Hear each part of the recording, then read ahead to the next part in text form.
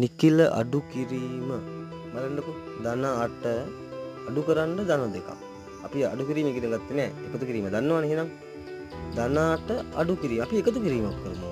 හරි. එහෙනම් මොකද්ද? ධන 8 ලිව්වා. එහෙමම අර අඩු කිරීම එකතු කිරීම කරපු ගමන් දෙවෙනි ඉන්න එක්කෙනාගේ දෙවෙනි එක්කෙනාගේ ලකුණ මාරු වෙනවා. ධන 2 ඍණ 2 වෙලා. එහෙනම් දැන් එකතු කිරීම දන්නවනේ. ධන 8 එකතු කරන්න ඍණ 2. ලකුණු අසමානයි.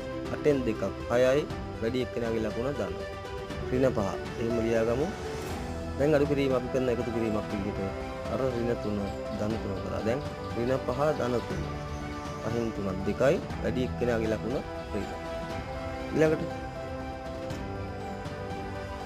ධන 6 අඩු කිරීම එකතු කිරීම කරා. ඍණ 3 ධන 3 වුණා.